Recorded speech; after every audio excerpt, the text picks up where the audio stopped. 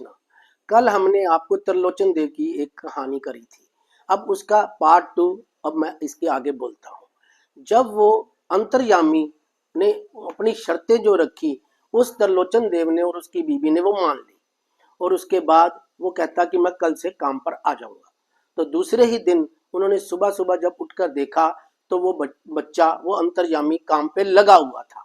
सबके लिए दाल सब्जी, आटा रोटी चावल, यहाँ तक कि खीर भी अकेला ही सब बना रहा था, और सब बना के उसने तैयार कर दी।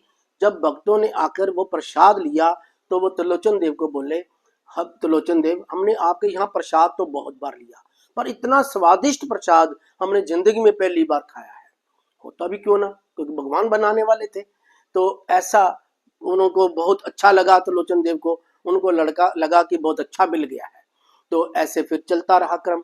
तो वो जब काम खत्म कर लेता अपना, 12-1 बज जाता, तो वो अब उस मैया को बोलता कि अब तू मेरे लिए खाना पकाएगी। तो मैया बोलती ठीक है। वो कटोरी भर सब्जी बनाती, कटोरी भर दाल और थोड़े से चावल और 4 पूड़ी बना के थाली लगा देती और उसको बोलती, अंतर्जामी आओ प्रसाद ले लो। तो जैसे ही वो बैठता प्रसाद लेने के लिए, तो एकदम सब पूड़ियाँ चट कर जाता। उसको बोलता, मैया अभी और भूख लगी है, और बनाओ, फिर और बनाओ, फिर और बनाओ। मैया सारा दिन आटा मलती रहती और पूड़ी बनाती रहती, तो वो पूरी उसको पड़ती नहीं। तो ठीक है, अब क्रम तो चल रहा था इस प्रकार। अगले दिन भी हुआ, अगले दिन भी हुआ। तो काफी दिनों बाद तो फिर लोगों ने कहा जो त्रिलोचन देव को, भाई आपके तो चमक आ गई चेहरे पे, आप तो चेहरा ग्लो कर रहा है, आप तो बहुत अच्छा काम चल रहा है आपका। तो उतना ही गृहिणी का अब दुबली पतली हो गई है बहुत, इसको क्या हुआ? तो उसने फिर बोल दिया कि मैं पतली दुबली क्यों ना हो जाऊंगी, सारा दिन ये अंतर्यामी इतना खाता है, इतना खाता है कि दिन भर इसके मैं रोटी पूड़ी बनाती रह जाती हूँ। और ये बात जब अंतर्यामी ने सुनी तो वो वहां से चला गया। तो अगले दिन जब देखा कोई भी नहीं है काम में, रसोई बंद है, तो बहुत घबरा गए कि ऐसा क्या हो गया, वो हमसे गलती हो गई, हमने अंतर्यामी की शर्त तोड़ दी, उसने बोला था किसी को बताना नहीं है।